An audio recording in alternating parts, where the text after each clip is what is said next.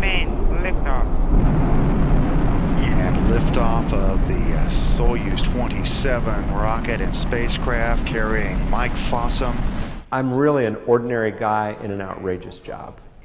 I grew up an ordinary kid in the Rio Grande Valley, one that was a bit of a dreamer, a bit of a bookworm, but a kid that liked adventure and challenges too. And I remember it vividly. For me, in scouting, the scouting connection, we were camping on the shores of Falcon Lake on the Rio Grande River in South Texas. I was about 12 or 13, and I'd rejoined scouting, and the campfire had died down. It's late on a Saturday night, and I had laid back on my back looking up at the clear night sky. And the stars were just standing out, just stark and clear.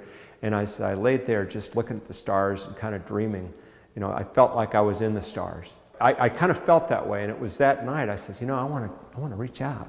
I want to travel there. I want to go out there. And that internalized that dream to me. And I didn't really believe that it could come true. It helped make me a little more serious in school, a little more serious in the things that I did, and it made me motivated. It's one of the things that helped motivate me to go to college, to pursue engineering, and to pursue the Air Force and other opportunities. Always reaching to be the best that I could be. Scouting teaches you so much. It teaches you how to achieve. It teaches you how to set a goal and reach for it, even a long-term goal that takes many intermediate steps.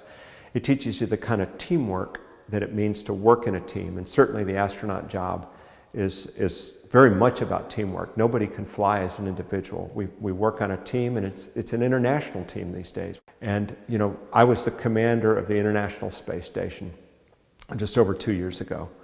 It's worth about $100 billion worth of investment from the United States and 15 other countries from around the globe.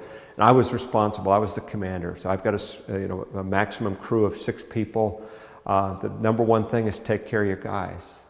You know, make sure everybody's working effectively, and look out for them. Look out for somebody being overloaded, and see who needs some help, who needs a little assistance to catch up with the schedule that we have today, and all those things. That's the same thing a patrol leader does in Boy Scouts. I learned those same values. To look out for your guys. When put in charge, take charge. You cannot delegate responsibility. Those are the things that I used as a commander of the International Space Station. Those are the things that I learned as a patrol leader and a senior patrol leader in Scouts. How do you find the time to still volunteer? I have to. I'm compelled to. And the reason I say that, and without jest, is that scouting saved my life. I grew up in the Rio Grande Valley in a very poor part of the U.S., and I knew how to find trouble. And there was a lot of it to find. And scouting gave me the outlet, the opportunity for adventure, for positive engagement, for different kind of things that were exciting for a young man. The outdoors was exciting, the fires, the cooking, the camping, those kind of challenges, and the buddies, the friends along the way. And I can't pay back Mickey Allen or Bob Helbing or Tom Huffstutler. I can't pay them back. All I can do is pay it forward. So that's why I'm compelled to be a leader today, and I enjoy it. It's the only hobby I have or need. Don't hold up here, okay?